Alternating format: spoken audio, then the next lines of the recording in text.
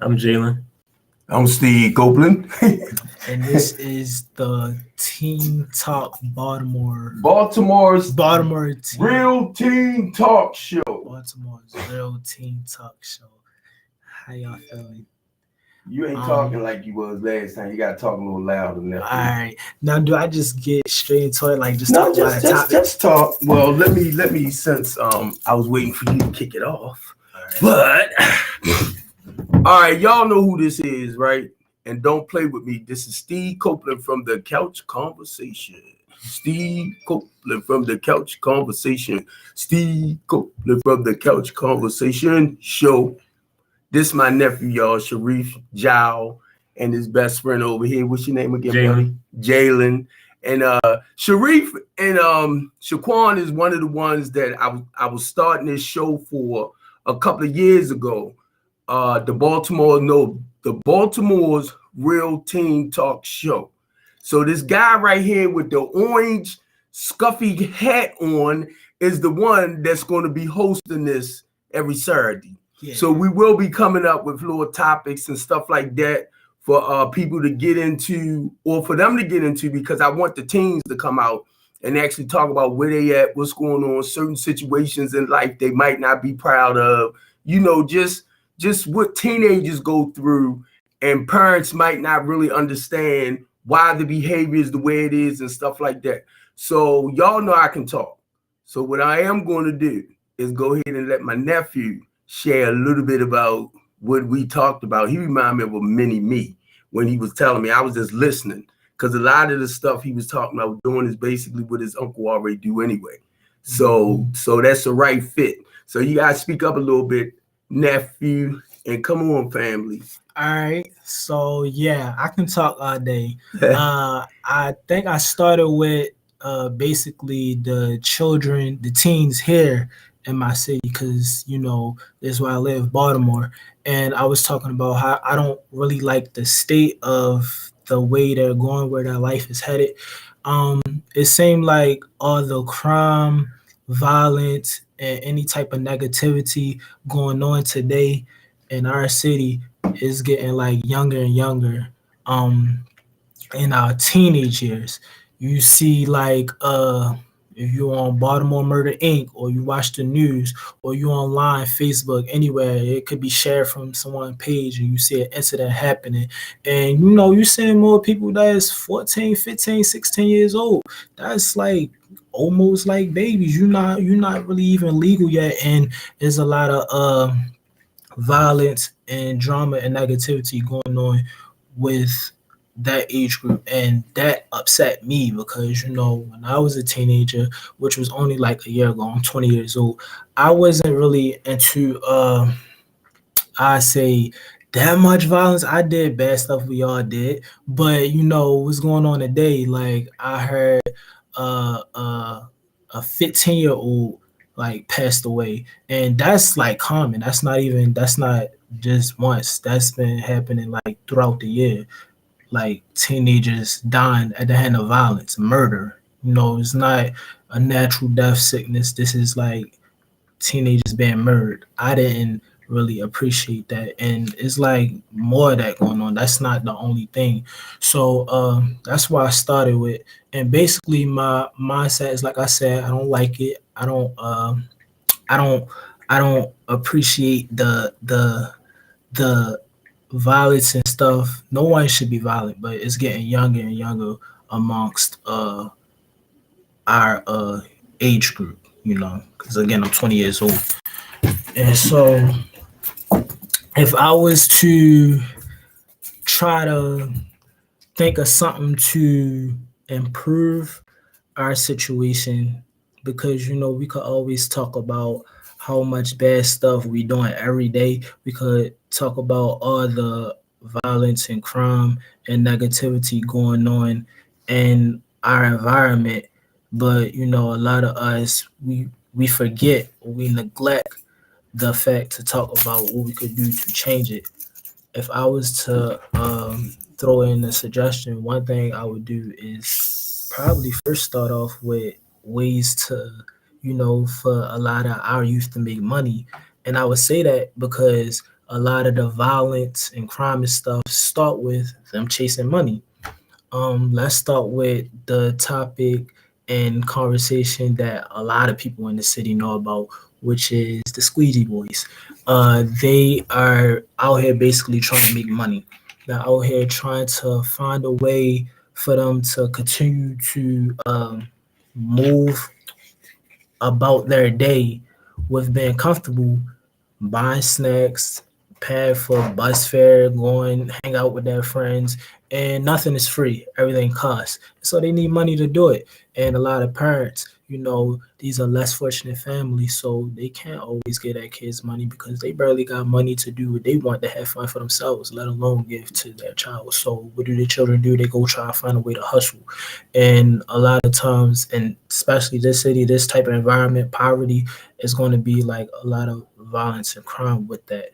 And so, a suggestion is, like I said, is to give them jobs. If we could, I know there's youth works. I would probably like suggest like trying to find something for them to do throughout the year.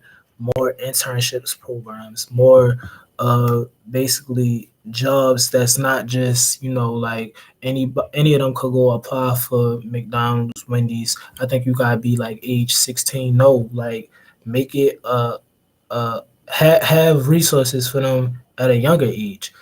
And basically, if they had more ways to like do stuff with that time, not just money, they could, I guess a lot of people recommended rec centers. I've been hearing that since I was in elementary school. Bring more rec centers, and that'll solve the problem. Whatever can be done to have them not be on the streets, um handling each other violently, and whatever could be done to not have them out here basically choosing the wrong way to handle problems and situations rather than um, a more logical way, a more strategic way, just basically a more positive way, then I think you should do it. Everyone involved, meaning people who control the school system, jobs, just basically a lot of companies, businesses, um, Baltimore City, they should, do something about this. This isn't just some small talk that, you know, is like amongst a few people, like, oh, that one kid got murdered or that one kid got stabbed and all this. No, this is like years, most likely decades worth of violence, people dying. So I believe it's definitely 100% a serious conversation. This isn't just some small thing. So I think that it definitely need to be people, that's higher up getting involved to help the youth come to a more better uh, agreement, common understanding, and basically anything that ain't what they doing now. Because obviously it's not all of them, but the ones it is, I can't necessarily blame them in particular because it's more than them that's making them do that. It's I want to say the parents. It's a lack of sometimes parents being in their child life the way they can be. It's the school systems. It's poverty. It's where we live. It's a cycle. It's all of that together. It's not just one thing that's making people, that's making our youth do what they do, act how they act, be as angry as they are. It's like a number of things all together. And if we could like tackle each of those things one by one, then we can basically get for them to basically do better than what they doing right now. Because right now it's pretty tragic out here. It's like not good at all. A lot of them trying. A lot of them are trying to basically move into the right direction. I could see that, but a lot of them are also falling victim to this bad lifestyle. The reason I'm here talking today, basically just saying that we could do better. I also believe that the teen talk can be about the positive stuff that we doing too. It's a lot of I say kids out here that's starting businesses. There's a lot of kids out here that's like becoming rappers, singers, basketball players, trying to chase that, going to college. It don't matter what it is. A lot of them are trying to do right. Baltimore is a pretty creative city. We got a lot of talent here, and a lot of us forget or neglect to talk about that. But I want to bring that up because that's Yeah, important. That's yeah, very important, especially Benz though. If we could get more of those kids that's doing that, that has that mind in the right direction, that's thinking about starting these a clothing line, trying to become a musician or artist, trying to do things. A lot of them, I see kids out here that's young, that's 15, 16, 17 years old, cutting hair. They becoming barbers, and some of them are joining their families' businesses and whatever they do. So the ones who got the right mindset, I think more of them need to speak up. I say I'm one of them, and then give that the other ones with not that mindset kind of inspiration and kind of have them be kind of like a role model in a way, or just basically somebody who they could look at and be like, they doing something good, they making money out of it, they doing what we trying to do, we trying to make money, but they doing it the right way. So maybe I could do it that way. I see the way I'm doing it, I'm continuing to get locked up, I'm having problems with the law, I'm having problems with my family, I'm ending up hurt, I could be, God forbid, dead because of the amount of, deaths and shit. So why not do it that way? So I feel that the positive things that a lot of us youth are doing, we could kind of get more of the ones who isn't in that direction on the same train. And yeah, I think Baltimore need a lot of that. We need more role models. We need more inspiration. It's like not a lot of inspiration in the city. Continuing to wake up with bills not being paid, or you don't have a haircut, your shoes, you know, um, continuing to send people that you close to or your friends, peers dying at the hand of violence. Continue to have problems with the law, you're failing, you're not doing that good in school, you're having mental problems mentally. It also goes deeper than just what's happening, in the real world. Sometimes your mind, it could like, decrease your actual actions in the world, because that's what it starts with. It starts in your head. And a lot of our kids and a lot of our youth, they're not even fully right up here, let alone to be right out there. So we kind of got to tackle that too. It's a challenge. It's a deep. It's a bigger issue here. And none of the changes that I want or anyone want is going to happen overnight. This is a thing that we gotta tackle like hard. We gotta get deep inside that. We gotta get to the roots. And you know what I love about listening to you compared to me, because I'm a lot older, so I see things a lot different compared to our youth. And just sitting here listening to my nephew and then listening to his tone and coming from that area of a teenager or a young man, it's like you got to feel this. You got to feel it. You have to understand where they at. What I do love about my nephew, right? As far as I know, he's not a hustler. He's not a drug dealer. He's not out in the street like that. How old was you when you got your first apartment, or when you moved When out? I moved out, I was 18. So yeah, 18 years old. Yeah, he was 18 and still have his own apartment or place today.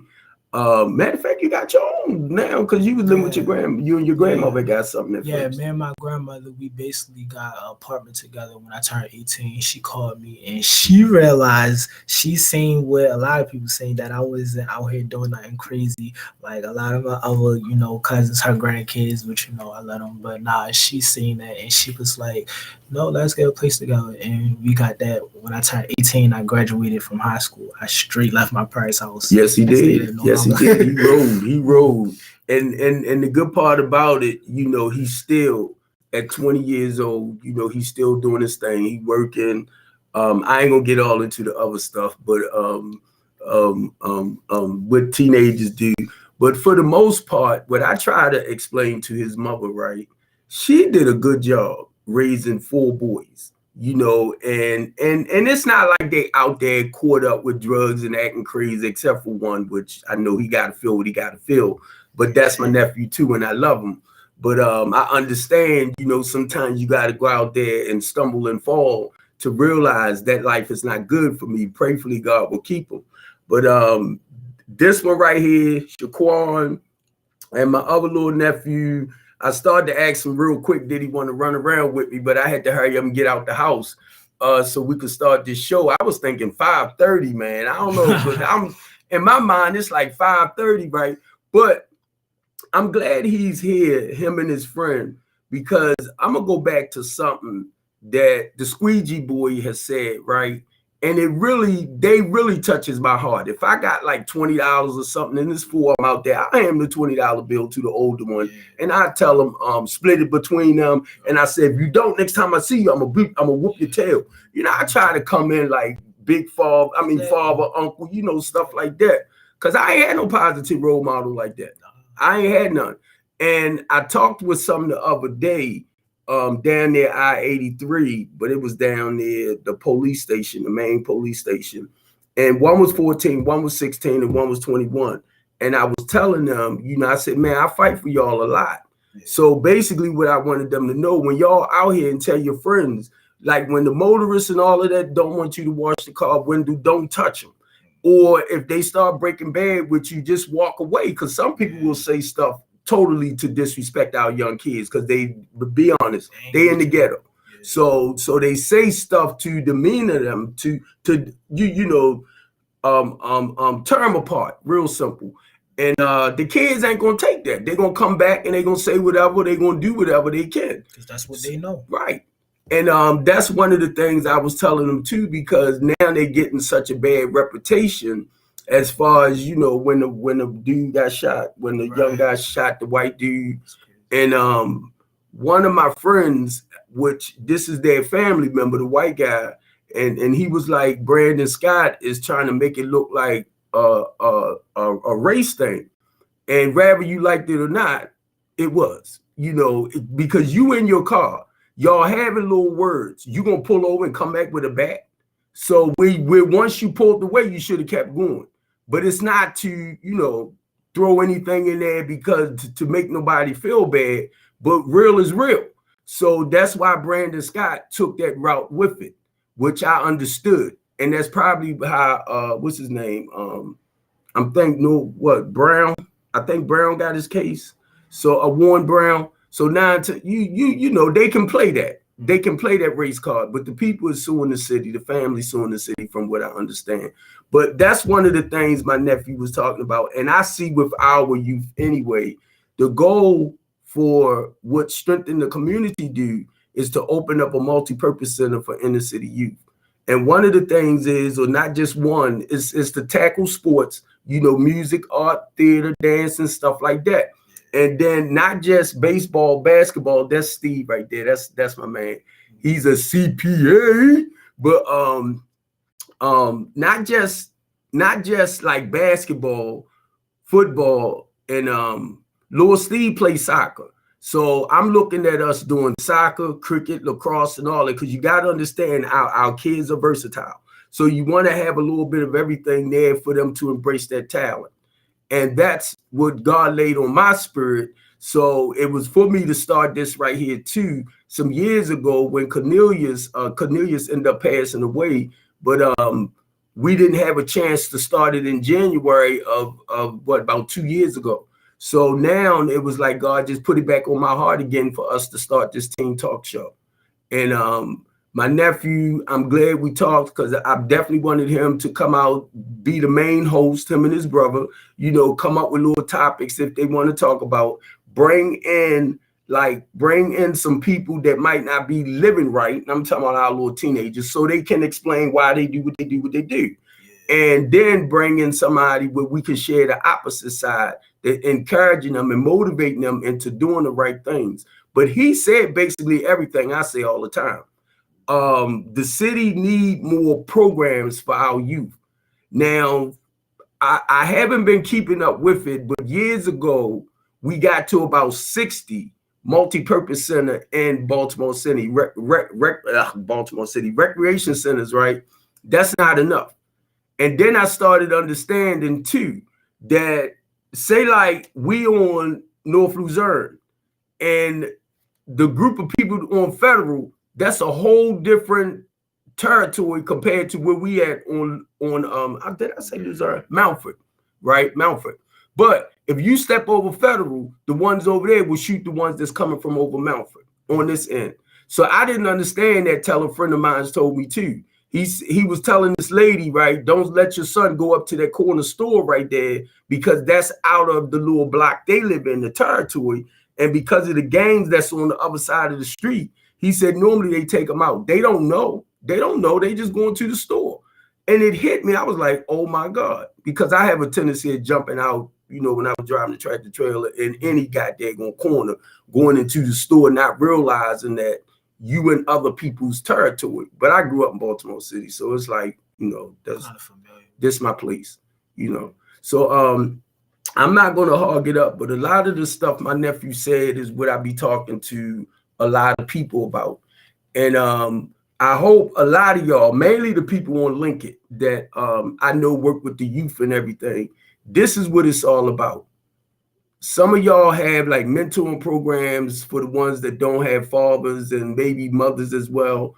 And y'all showing them that love and all that type of stuff.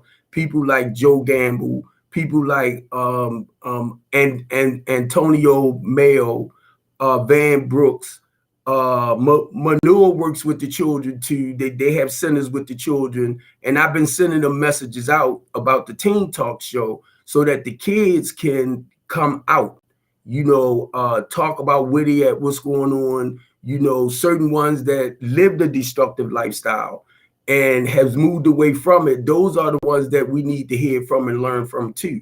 But don't knock the ones that's stuck in certain areas. Now, I wanted to ask both of y'all, because I don't know. I know my nephew, his father's in his life, but his father's not in the house. I don't know about my man right there. Is his father in his life or not being in the house? How do that make y'all feel if he's not that close to y'all like that? As far as with your mindset, your behavior, I'm gonna say maybe your love for people, your dislike for people. Do that father really have anything a lot of times to do with that? Yeah, your father, that's like you need both parents. So it's like things that your mom can do for the child, which is she takes care of the kids. She usually give you the unconditional love, attention, and affection. Cook, clean. The dad, I feel, is more of a mental thing.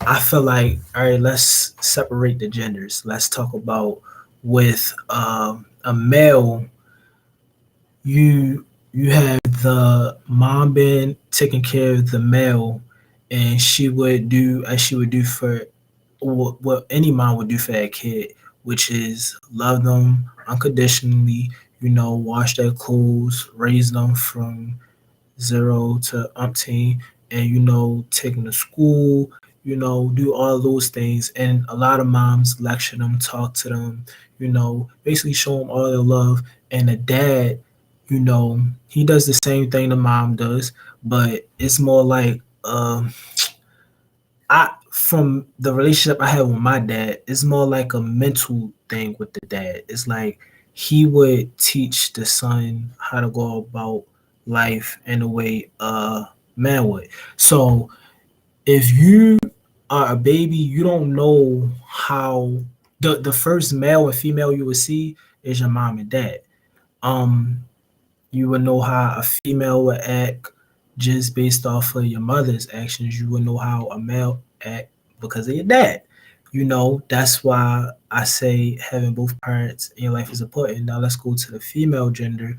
A lot of ways that the father I feel need to be in the child life for the daughter is, a lot of women today confuse a lot of love based off of what they feel it should be. We only going off of our life experiences, how we know to handle this stuff.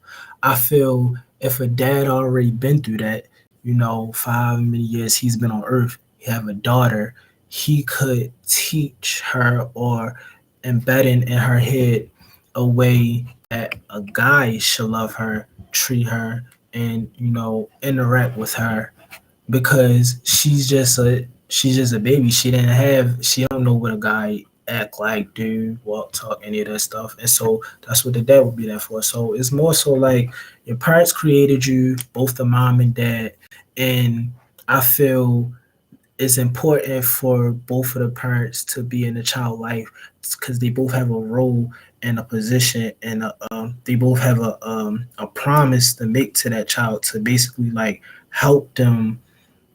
They both the parents have a promise to help them like basically know the differences between both parents, and the roles they play, how they act, you know, all of that. And if one is missing, they missing that role, the other parent. And so I feel like, and the truth is, dads are just as important as moms. As a matter of fact, Thank you. without the dad, I feel we kind of got like, you know, first of all, it's a missing piece to the puzzle. It's a puzzle we got, and it's a missing piece to that puzzle. And then that's the reason, like, a lot of human being, no matter what race it is growing up, like without that piece to that puzzle because one of the parents aren't there. Wow. And most of the time it's the dad. So I always thought of that. If I was to talk about what I know, this is just what I know in my head. I don't know how anybody else feel, but if I was to talk about like the relationship with the parents and the child, mom, dad, son or daughter, don't matter, in like our community, within black folks or just any folks from poverty, because we got different races here, but it's more like the dad kind of been somewhat like singled out within these like decades and years of us from a long time ago. Like they kind of been like pushed a little bit, and it's not fair to the wife, baby mom, or girlfriend, or the child. It's not fair to them two, just as much as it's not fair to the dad that he's been kind of singled out of the home. However you see it, however it comes across to you, meaning if you see it like it's the court, government, white man, whoever you want to say, I like it. However you see the dad being singled out, the fact of the matter is he's somehow been like kind of pushed this way. Even if it's not even like, you feel me, even if it's not them, like the law, even if it's like, for instance, let's talk about my brother. He has a child. And he loves his son. I love my nephew, but obviously him and his girlfriend, they have issues. It's the same as when I was a baby, my dad and my mom had plenty of issues. It's just like, I'm pretty sure anybody listening right now, I'm pretty sure your dad and your mom had some sort of issues growing up with you being involved, before you and after you. So that's why I said, even if you're not looking at it like a court thing, a law thing, a legal thing, you can look at it just in life in general, that the dad somehow, however you want to take it, the dad somehow has got this like thing to like kind of like push him a little bit more over here, and then keep the mom and the seeds right here. Like the Section 8 situation, I've seen this a lot. I talk about this to like probably like so many people, where like if they're together, it's against Section 8 rules for him to even be in the same household as her. So if it was a situation that is like they together, oh well, you can't be in the same household as me. All right, well, F you and F the law. And so now they're beefing. Or it could be vice versa. You can't be in the same house as me. I don't want you here. Why not? My child's here. I want to see my child. And then boom, they beef. However you want to do it. So it's just like different things. I haven't studied everything and I don't know everything, but what I do know is just me speaking from what I know in my head. The information that I have stored is that there's definitely even a person who is not, you know, big on talking about these topics can see with their own eyes that why is a lot of dads not in the kids' lives? Is it every that all the dads come together and say, hey, let's all not be in our kids' lives? Nah, it gotta be something bigger than that. So even a person that's not even the people who is talking about this can clearly see that nah, this is what's been done, and you know, we kind of need to end that cycle. But the people who not really into this stuff, they probably don't even know that. They probably just like, I do see a lot of dads ain't in their kids' lives. And you can't always blame, you know, whatever your first thought. You gotta kind of dig deep into it.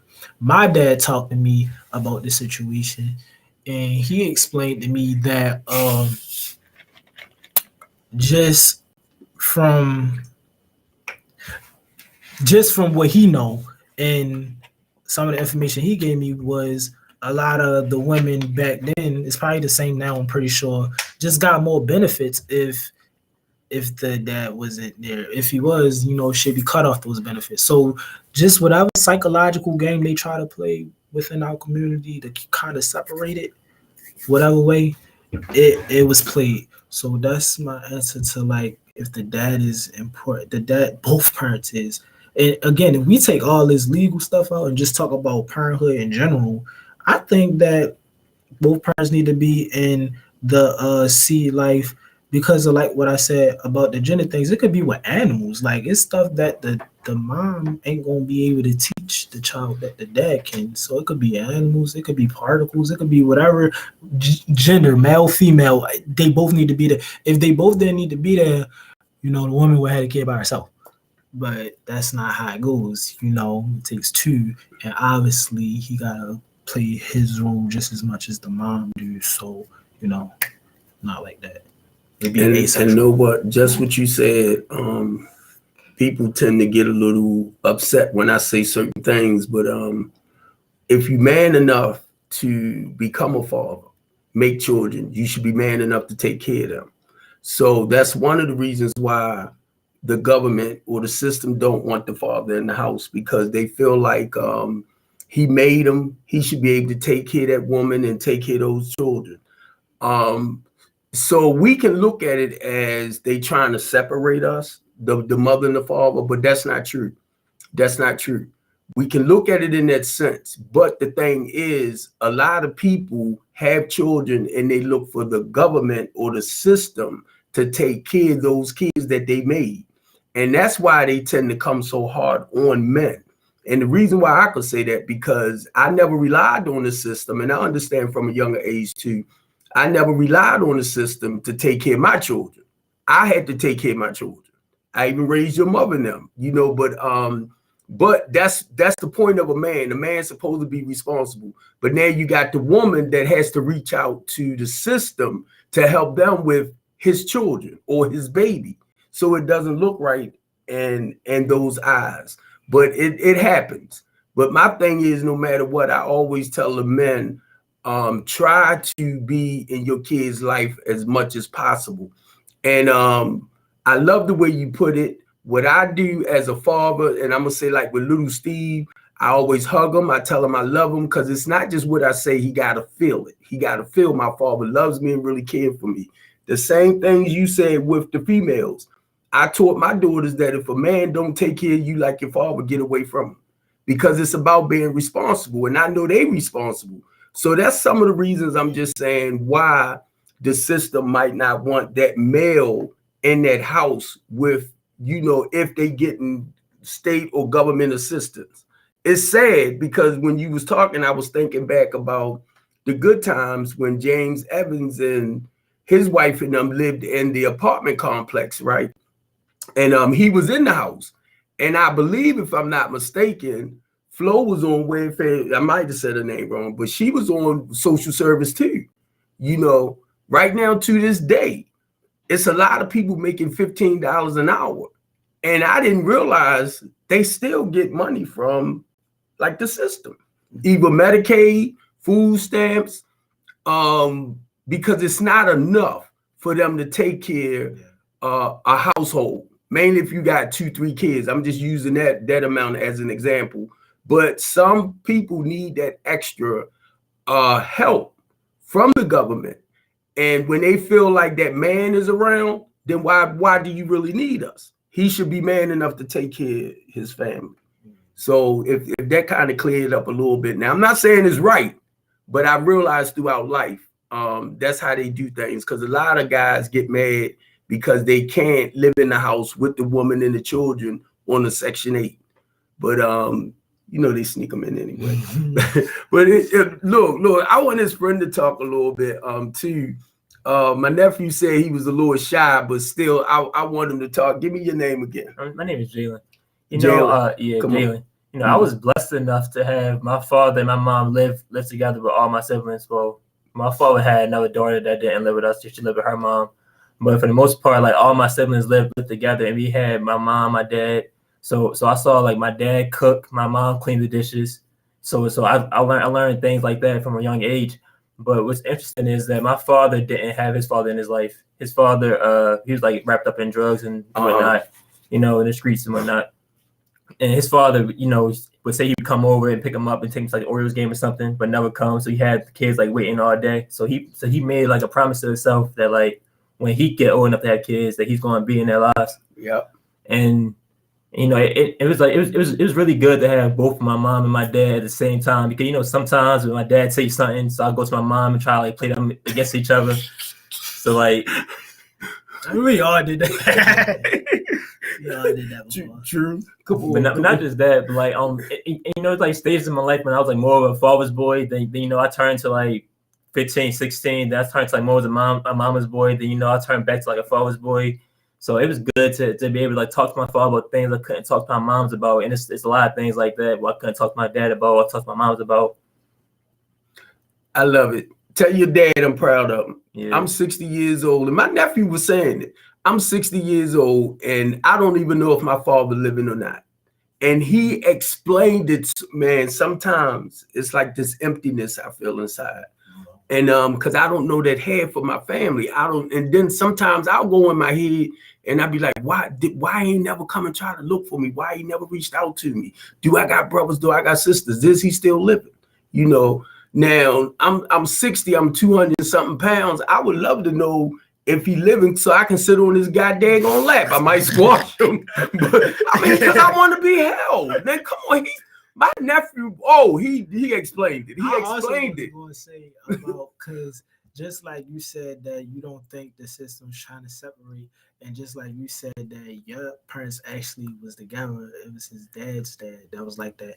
It's also like not necessarily because actually we don't know what's in these folks' head. Right. We don't know if they trying to do that or not, but we see what's been done. We see is a lack of male presence in a lot of the households, you know, no matter how you want to take it. And whether that's because some dads just are, you know, deadbeats and don't want to take care of their kids. But then we start to think deeper, like, why? What happened? Is it just, did he get old? Was he on drugs? And then if it go back further than that, it's like, okay, how did he get on drugs? How did he get the drugs? Then it's like, all right, now we got a drug problem in our community because a lot of our people on drugs. How do we stop that? So it's like a domino effect. It's like but who get caught in a crossfire? Who get caught in a domino effect the worst? The male, the female, because, you know, it's some female deadbeat moms out here, and then the dad take hold of the kids. So, you know, it's vice versa, but it's way more dads. So I think deeper than all that. I wasn't making no specific point just now. I just wanted to point out that, you know, we don't know what exactly, because we're not them.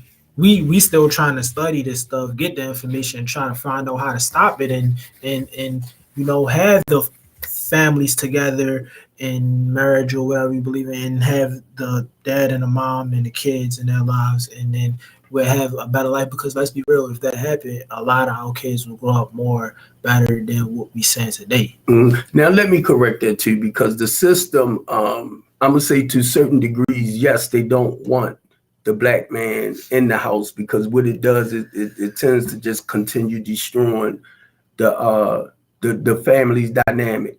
And like you said earlier, a lot of our younger generation is getting killed now, like 14, 15. You know, a lot of them are not living to get to see 18. And that really bothers me. So y'all know I fight a lot to reduce the homicide rate or the crime rate in Baltimore City. People, because of what I do, they consider me as the most hated man in Baltimore City. Which I said no problem, because guess what? I ain't got to worry about you calling me to ask me to help you with nothing. And that's the way I looked at it. And then Peeps, when Witchney had me on his show, he introduced me as the most controversial man in Baltimore City. Now, mind you, I'm liking this. I'm liking this because these are indications that I don't take and I don't play with anything. When it comes to our people, I'm very serious about our people. You know, and some people rob and steal, they take. Y'all know I help the homeless and the less fortunate. This is what my program is about. This is the second house I got. I got women and children over here. The young lady that came out this time, she had 3 babies. And she called me and I started stuttering, right? But she was getting evicted at the time she called me. And I'm like, because I ain't had room like for 3, maybe a mother and a child. Yeah, I put in the big room. But rather than seeing her on the street, I told her, come on, and we'll take it from there.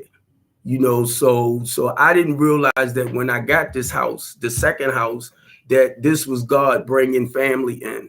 You know, I didn't want to mix family and individuals together. I didn't want to do that. But then I understand too, it's about helping people. And it all depends on your situation when you call me. You know, if I can bring you in, I'm going to bring you in. Or if I reach out to other people that's doing certain things like I'm doing, I'll send you in that direction. Everything my nephew talked about, and I'm going to share this too. One day, me and you were standing outside talking, and I didn't know if he actually realized where he lived at, as far as in the inner city. And this little young man said the ghetto, the hood. I was like, what? Because I don't think a lot of people really realize where they at. Only thing they know is horrible, you know. And when he said that, I realized he was in touch with his surroundings. You know, I'm gonna share this, and I do try to watch what I say sometimes, right? But our people been set up. That's why I said I'm gonna kind of go back on that. Been set up to kill each other off. That's why a lot of stuff is happening the way it is. You know, once I learned that a while back, that's why I started fighting to help reduce a lot of this down. That's why I talk with our younger generation, or I talk with our black men. And it is about trying to help like the fathers that don't make a lot of money or have stuff, to get them jobs, get them into career-minded jobs. Whether you got a felony or not, you can live a productive way of life. You can. Whether you got the felony, your criminal background, you might can't get the same job in the one that you might got your felony in, but you can live a productive way of life. And I talk to a lot of our men, and I share with them too, because of how I feel like your father said, and this is where I'm at with my children, because my father never was a part of my life. I never wanted my kids to feel that pain. So I understood what you were saying about your dad. That's why I said, just tell Mr. Steve said he love you, man. Because look, I understand. And I never wanted my kids to feel that pain of their father not being in their life. So if they sit back and say anything to me like you were never there for this and that, you lying. You lying. You know, you lying, because that's something that I never wanted my children to feel, the absence of a father. So even though the father is not in the house with the children, My thing is to encourage and motivate that guy to continue being a part of their lives. If you don't have a lot of money, that's okay. It's not about the money to me sometimes. You have to hug them, tell them you love them, and show them that affection, that attention, because money can't pay for that. It can't pay for that. So that's what I do. I encourage a lot of guys. I used to have a prison commitment for like 10 years where I would always say how black men, but all black men wasn't in the prison. But I would encourage them when they come home about doing the right things, being a part of their kids' lives. It was something that, and I'm gonna let you to get ready to close it out in a little bit. It was something that was said about the education system. I was asked to come out and speak on like Chantalisa not really educating our kids right. So I was asked to come out and speak. But before I came out, I was like, well, who's over top of her? Because she's a very educated woman. She knows what needs to be done to help out inner city children, curriculum-wise, stuff like that. So Brandon Scott was one in the board, right? Because I say whoever it is, they stopping her for actually doing her job. So I came out and I shared my experience of coming out in the 10th grade. But thank God I got into tractor trailer driving. So that helped me take care of my family very well. But when I was told that, the first thing came to mind after that, if you don't educate our children, or if you don't teach them how to become independent, they're going to be either killed off or in prison. And that's all I seen when I was asked to come out. I said, they just setting them up to kill themselves, basically.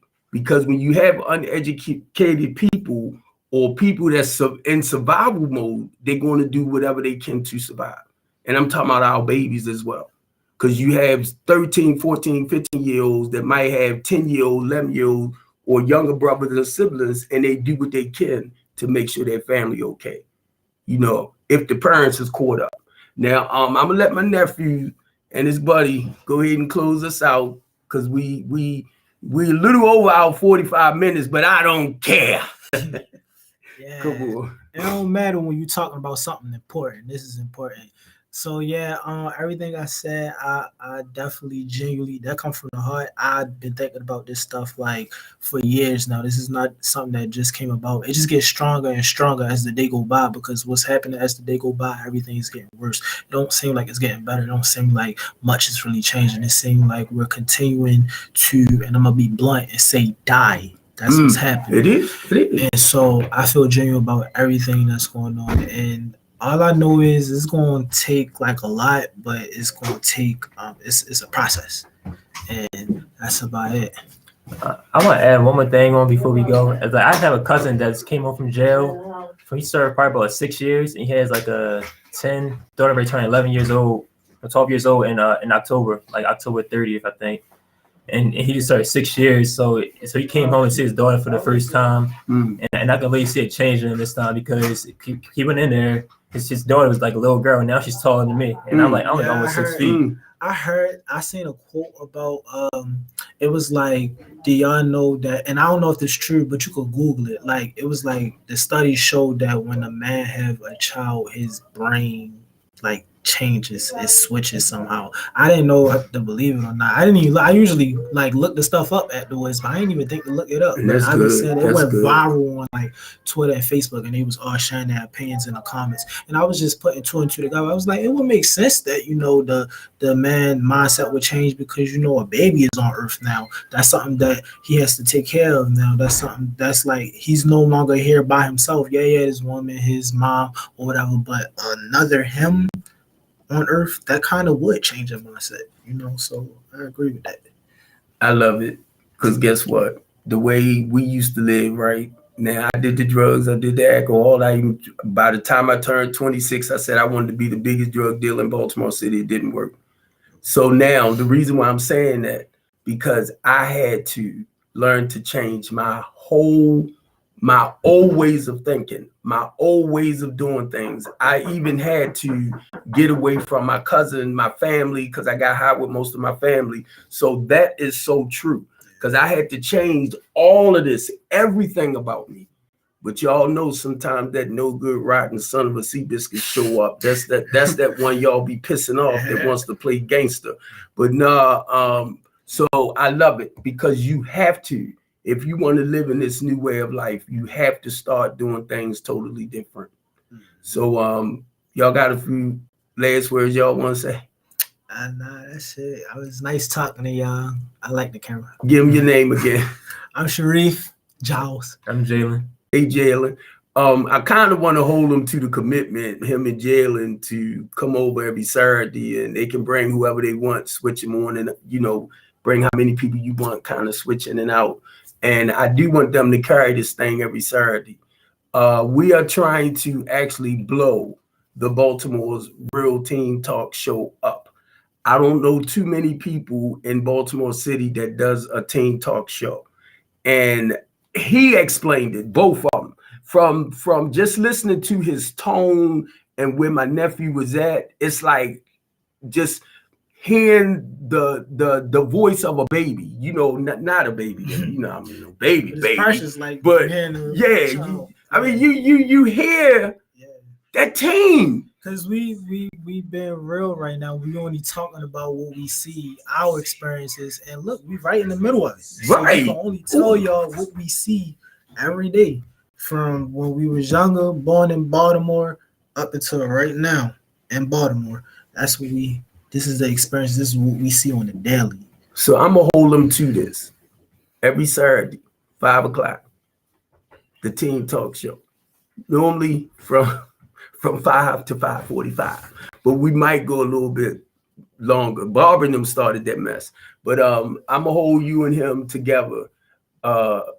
If it's times where he can't make it, that's fine. Times you can't make it, he can show up. I was going to say, this the busy man. He got a family. And right. Stuff. Look. I actually like stuff like this. I will try to make it almost every Saturday. It's a Saturday I can't. But right. I'm gonna try to make it like every Saturday.